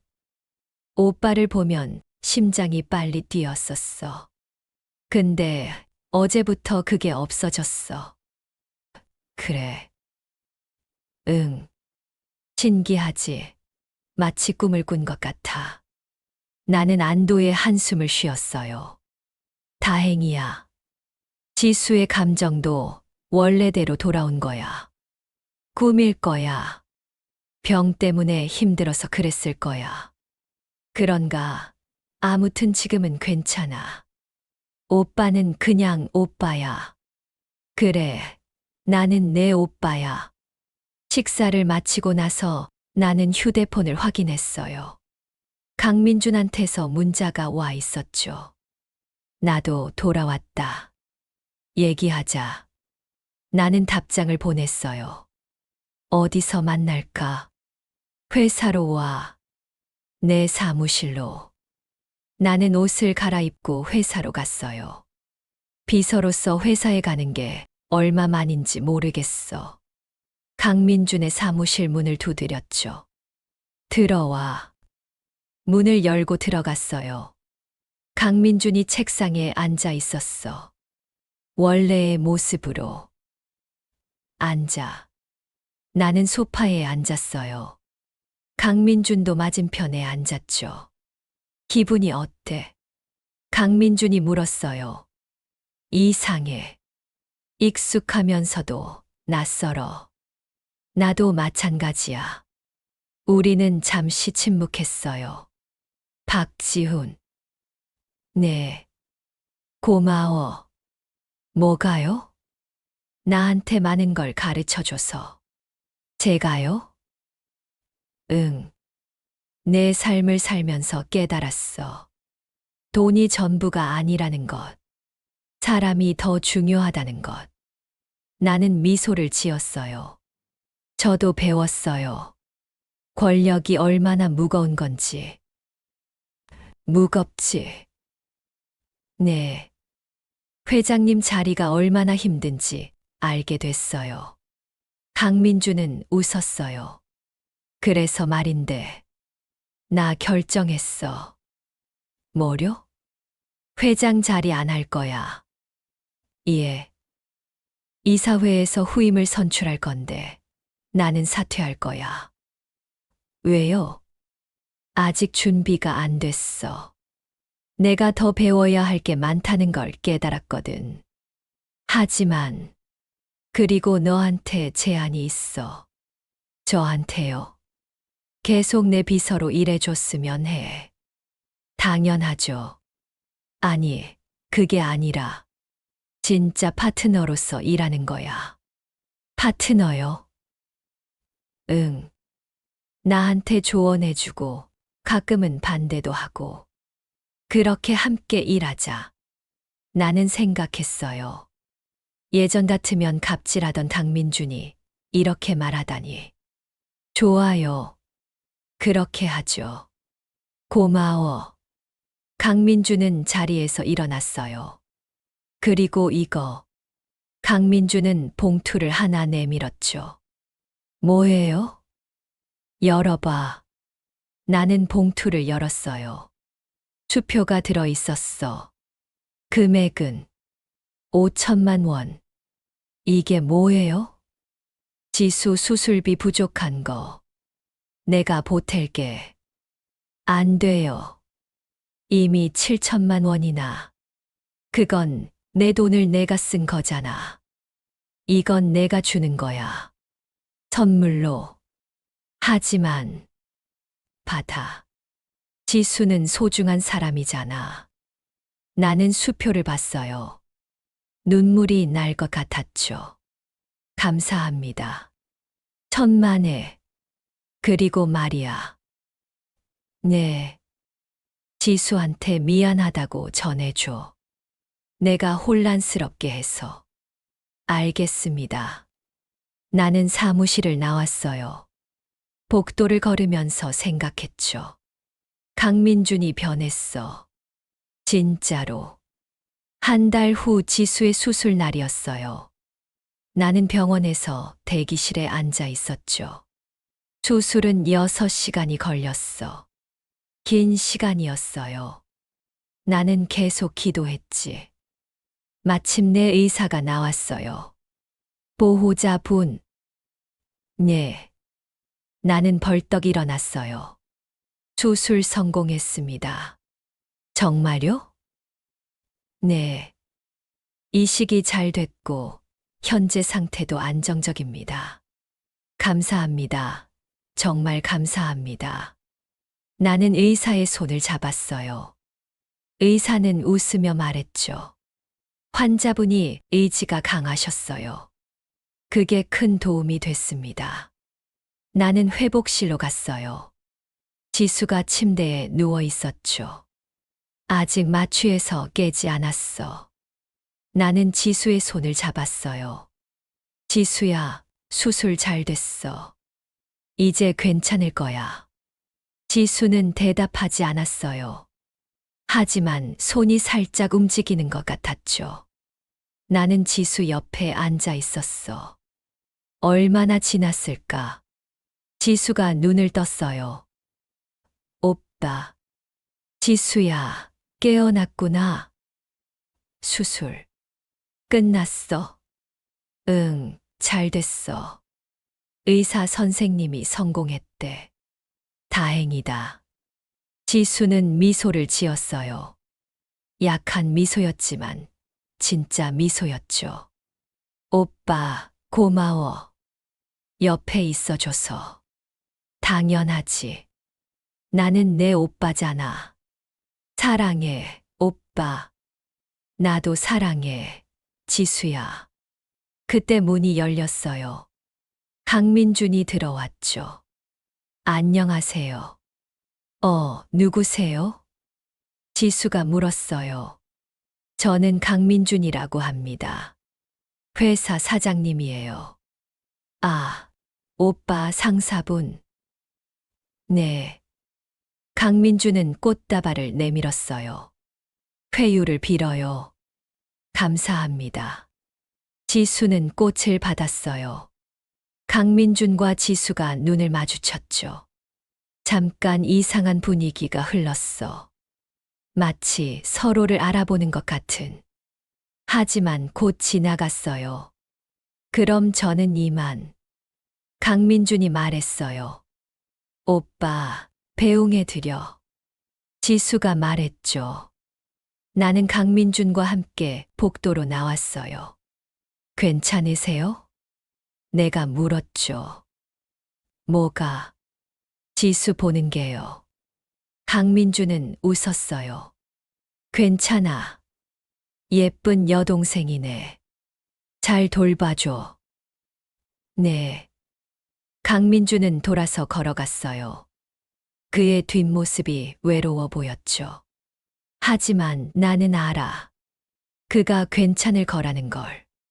시간이 지나면 9장 새로운 시작. 6개월이 지났어요. 지수는 완전히 회복했죠. 머리카락도 다시 자랐고 학교도 복학했어.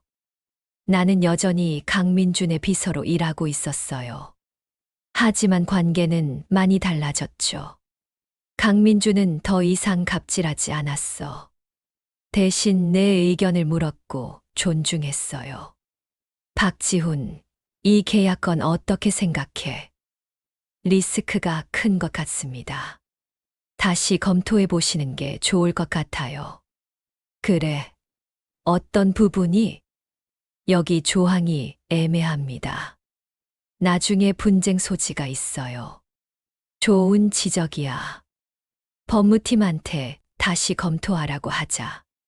이런 식이었어요. 강민주는 변했죠. 진짜로. 회사 분위기도 좋아졌어요. 직원들이 더 이상 강민준을 두려워하지 않았어. 존경했지. 회장님 요즘 정말 좋으시죠? 그러게요.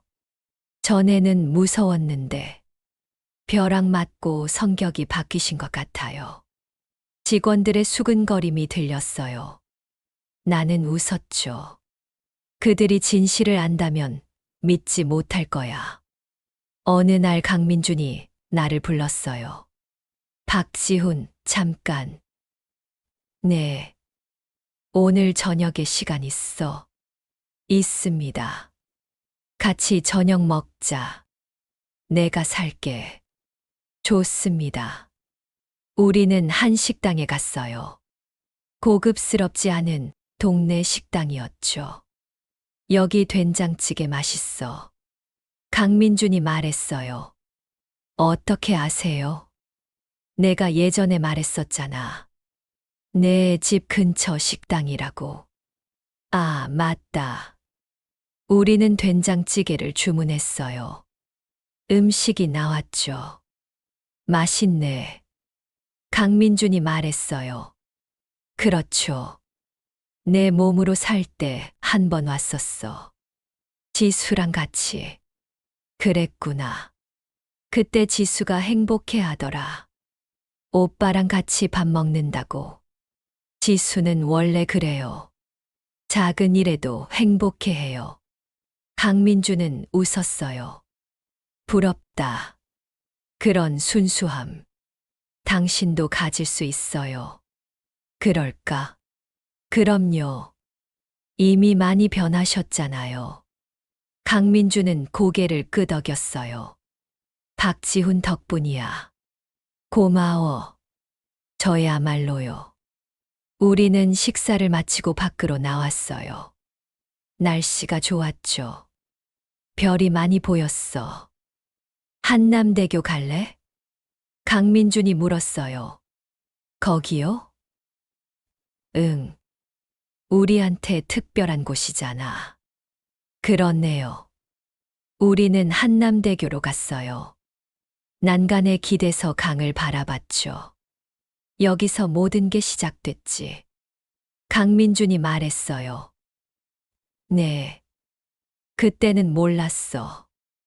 이게 축복인지. 축복이었나요? 응. 나는 내 삶을 경험하면서 진짜 중요한 게 뭔지 배웠어. 저도요. 당신의 삶을 살면서 책임감을 배웠어요. 우리 둘 다 성장한 거네. 그런 것 같아요. 강민주는 하늘을 올려다봤어요. 혹시 다시 바뀌면 어떡하지? 그럴 리 없을 거예요. 왜? 우리가 각자 자리를 찾았으니까요. 강민주는 웃었어요. 맞아. 나는 강민준이고 너는 박지훈이야. 네. 우리는 함께 강을 바라봤어요. 물이 흘러갔죠. 끊임없이. 시간도 그렇게 흐르고 있었어. 우리를 앞으로 데려가면서. 1년 후 나는 승진했어요. 비서에서 비서실장으로. 강민준이 직접 발표했죠. 박지훈은 나의 오른팔이야. 그를 비서실장으로 임명한다. 박수가 터졌어요. 동료들이 축하해줬죠. 축하해요, 실장님. 고맙습니다. 나는 새로운 사무실을 받았어요. 작았지만 내 공간이었죠. 책상에 앉아서 창밖을 바라봤어. 서울 전경이 보였어요. 1년 전에는 상상도 못했던 일이야. 비서실장. 나 같은 사람이. 하지만 나는 할 수 있어. 강민준의 삶을 경험했으니까. 그 무게를 알고 있으니까. 퇴근 후 집에 갔어요. 지수가 저녁을 준비하고 있었죠. 오빠, 승진 축하해. 고마워. 오늘은 내가 특별히 요리했어. 오빠 좋아하는 김치찌개. 와, 고마워. 우리는 함께 저녁을 먹었어요. 지수는 학교 이야기를 했죠. 친구들 이야기, 선생님 이야기. 그리고 오빠, 있잖아. 응. 나 남자친구 생겼어. 뭐. 나는 깜짝 놀랐어요. 누군데? 같은 반 남학생이야. 착하고 공부도 잘해. 그래. 오빠가 만나봐야겠는데. 헤헤. 다음에 데려올게. 지수는 행복해 보였어요. 정말 행복해 보였죠. 오빠, 고마워. 왜? 나 살려줘서. 옆에 있어줘서. 당연한 거잖아. 나는 내 오빠니까. 최고의 오빠야. 지수는 일어나서 나를 안았어요. 사랑해, 오빠. 나도 사랑해. 그날 밤 나는 침대에 누워서 생각했어요. 벼락을 맞은 게 정말 축복이었을까? 솔직히 모르겠어. 힘든 시간도 많았으니까. 하지만 한 가지는 확실해. 나는 성장했어. 강민준도 성장했어. 우리는 서로의 삶을 경험하면서 더 나은 사람이 됐어요. 그리고 지금 우리는 각자의 자리에서 행복해. 그거면 됐어. 2년이 지났어요. 강민주는 결혼했죠. 신부는 같은 재벌가의 딸이었어. 정략 결혼이라고 생각할 수도 있지만 강민주는 진심으로 그녀를 사랑하는 것 같았어요. 결혼식에 나도 초대받았어. 지수도 함께 갔지. 회장님 신부 예쁘다. 지수가 속삭였어요. 그러게. 신부는 정말 예뻤어. 하지만 그것보다 중요한 건 강민준의 표정이었어요. 행복해 보였거든. 피로연이 끝나고 강민준이 나를 불렀어요. 박지훈, 잠깐. 네. 우리는 조용한 곳으로 갔죠. 고마워. 와줘서. 당연하죠. 너한테 말하고 싶었어. 뭐요?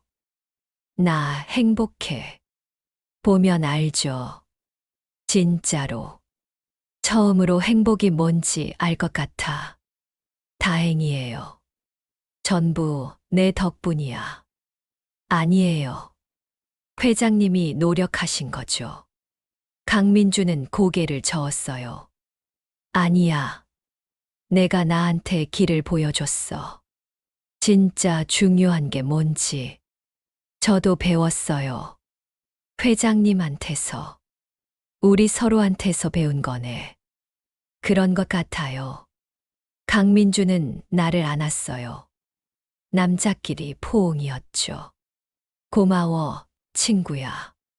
저도 고맙습니다, 친구. 우리는 이제 친구였어.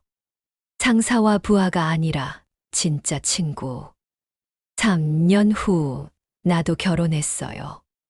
신부는 같은 회사 직원이었죠. 마케팅팀에서 일하는 김서연이라는 여자였어. 우리는 우연히 만났어요. 회사 엘리베이터에서. 죄송합니다. 서연이 급하게 뛰어오다가 나한테 부딪혔죠. 괜찮아요. 늦어서 정신이 없었어요. 회의실로 가세요? 네, 회의 있어서요. 저도 가는데 같이 가시죠. 감사합니다. 그렇게 시작됐어요. 우리의 인연. 서연은 밝고 긍정적인 사람이었어. 항상 웃었고 사람들에게 친절했죠. 오빠, 오늘도 수고했어요. 너도 저녁 먹으러 갈래요? 좋지. 우리는 자주 만났어요. 밥도 먹고, 영화도 보고 산책도 했죠. 그러다가 사랑에 빠졌어. 서연아. 응. 나랑 사귈래? 그래. 1년 후에 프러포즈 했어요. 서연아, 나랑 결혼해 줄래? 응, 당연하지. 결혼식에는 강민준도 왔어요.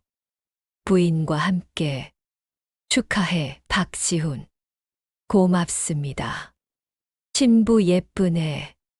감사합니다. 행복하게 살아. 회장님도요. 결혼 후 우리는 작은 아파트에서 살았어요. 강민준의 집만큼 크지는 않았지만 우리한테는 완벽했죠. 지수도 대학에 들어갔어. 간호학과에 진학했죠. 나도 사람들 도와주고 싶어. 지수가 말했어요. 좋은 생각이야.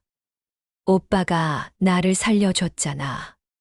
나도 다른 사람들 살리고 싶어. 나는 지수를 안았어요. 자랑스럽다. 5년 후 나는 임원이 됐어요. 상무였죠. 강민주는 회장이 됐어. 할아버지가 돌아가신 후였어요. 박지훈 부회장 해줄래? 예. 내 옆에서 회사를 같이 이끌어줘. 하지만 너만큼 내가 믿는 사람이 없어. 나는 생각했어요. 부회장. 큰 책임이었죠. 하지만 할 수 있어. 나는 이미 경험했으니까. 강민준의 삶을. 좋습니다. 하겠습니다. 고마워. 부회장이 된 후 나는 더 바빠졌어요. 하지만 행복했죠. 서연도 이해해줬어. 오빠, 힘들지? 조금. 하지만 괜찮아. 나는 오빠 믿어. 잘할 거야. 고마워. 사랑해. 나도. 10년 후 강민준과 나는 여전히 함께 일하고 있었어요. 회장과 부회장으로. 회사는 크게 성장했죠. 매출은 3배가 됐고 직원들도 2배로 늘었어. 하지만 우리가 가장 자랑스러워하는 건 따로 있었어요. 박 부회장, 이번 분기 직원 만족도 조사 결과 나왔습니다. 어때요? 역대 최고입니다. 92점입니다. 정말요? 네. 직원들이 회사에 만족한다고 합니다. 나는 미소를 지었어요. 회장님께 보고 드려야겠네요. 강민준에게 보고하러 갔어요. 회장님, 좋은 소식입니다. 뭔데? 직원 만족도 역대 최고래요. 강민준은 웃었어요. 우리가 잘하고 있는 거네. 그런 것 같습니다. 박 부회장 덕분이야. 아니에요. 회장님 덕분이죠. 우리 둘 다 잘한 거지. 우리는 웃었어요. 그날 저녁 나는 집에 일찍 갔어요. 서연이 저녁을 준비하고 있었죠. 어머, 오늘 일찍 왔네? 응. 오늘은 일찍 끝냈어. 무슨 일 있어? 아니, 그냥 집에 오고 싶었어. 서연은 나를 안았어요. 보고 싶었어. 나도. 우리는 함께 저녁을 먹었죠. 아이들도 함께. 우리한테는 2명의 아이가 있었어. 아들 하나, 딸 하나. 아빠, 오늘 학교에서 1등 했어. 아들이 자랑했어요. 정말 우리 아들 대단한데. 나도 그림 대회에서 상 받았어. 딸도 자랑했죠. 와, 우리 딸도 대단하네. 행복한 저녁 식사였어요. 밤에 침대에 누워서 서연이 물었죠. 오빠, 행복해? 응. 너무 행복해. 나도. 고마워, 서연아. 뭐가? 나랑 결혼해줘서. 옆에 있어줘서. 나야말로 고마워. 오빠가 최고야. 우리는 손을 잡고 잠들었어요. 15년이 지났어요. 나는 이제 43세야. 강민주는 46세. 우리는 여전히 함께 일하고 있어. 하지만 이제는 천천히 은퇴를 준비하고 있죠. 박 부회장, 언제 은퇴할 거야? 강민준이 물었어요. 5년 후쯤 생각하고 있습니다. 나도 그때쯤 하려고. 그럼 같이 하죠. 좋아. 함께 시작했으니 함께 끝내자. 어느 날 우리는 한남대교에 갔어요. 오랜만이었죠. 여기 와본 게 얼마 만이야? 강민준이 물었어요. 한 10년, 15년. 오래됐네. 우리는 난간에 기대서 강을 바라봤어요. 여기서 모든 게 바뀌었지. 그러게요. 후회해? 아니요. 전혀. 나도. 강민주는 웃었어요. 오히려 감사해. 그 벼락에. 저도요. 내 덕분에 나는 사람이 됐어. 과찬이세요. 진심이야. 내가 아니었으면 나는 여전히 아나무인 재벌 3세였을 거야. 회장님도 제게 많은 걸 가르쳐 주셨어요. 뭘? 책임감이요. 그리고 리더십. 그것뿐이야? 아니요. 용기도요. 변화할 수 있는 용기. 강민주는 고개를 끄덕였어요. 우리 둘 다 변했어. 네. 그리고 지금 우리는 행복해. 네. 행복합니다. 우리는 함께 강을 바라봤어요. 해가 지고 있었죠. 박지훈. 네. 평생 친구하자. 당연하죠. 우리는 악수를 했어요. 그리고 포옹을 했죠. 벼락을 맞은 그날. 우리의 영혼이 바뀐 그날. 그날은 저주가 아니라 축복이었어. 우리는 서로의 삶을 경험하면서 배웠죠. 나는 강민준의 고독과 책임을 이해하게 됐어. 강민준은 나의 가족애와 따뜻함을 배웠어. 그리고 우리는 각자의 자리로 돌아왔죠. 하지만 예전과 달랐어. 우리는 더 나은 사람이 됐어요. 더 행복한 사람이 됐죠. 그리고 지금도 우리는 각자의 길을 걷고 있어. 강민주는 회장으로서, 나는 부회장으로서. 하지만 가장 중요한 건 우리는 친구야. 진짜 친구. 영원한 친구. 집으로 돌아오는 길에 지수한테서 전화가 왔어요. 오빠. 응, 지수야. 오빠, 나 결혼해. 뭐? 정말? 응, 남자친구가 프러포즈했어. 축하해. 오빠, 결혼식에 꼭 와야 해. 당연하지. 안 갈 수가 있나. 사랑해, 오빠. 나도 사랑해. 전화를 끊고 나서 나는 웃었어요. 지수도 결혼을 하네. 행복한 가정을 꾸리겠지.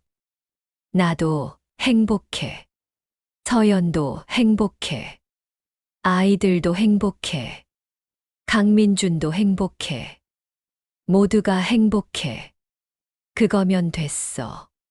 벼락을 맞기 전에는 상상도 못했던 일이야. 하지만 지금은 현실이야. 나는 차를 몰면서 생각했어요. 인생은 정말 모르는 거야.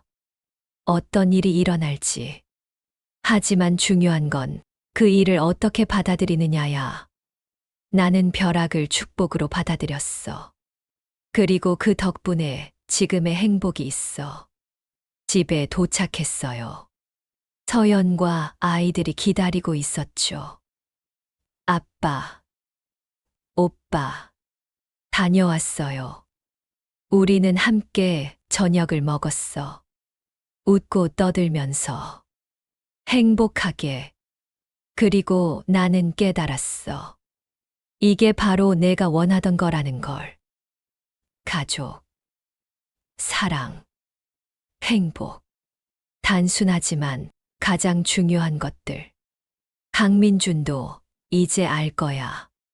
이게 진짜 부라는 걸. 돈이나 권력이 아니라 사랑하는 사람들과 함께하는 이 순간이 진짜 부라는 걸. 밤하늘에 별이 빛났어요. 마치 그날 밤 벼락이 쳤던 것처럼. 하지만 이제는 두렵지 않아. 오히려 감사해. 그 벼락이 우리의 인생을 바꿔놨으니까. 더 나은 방향으로. 더 행복한 방향으로. 그리고 우리는 계속 앞으로 나아갈 거야. 각자의 자리에서. 각자의 방식으로. 하지만 언제나 서로를 응원하면서. 친구로서.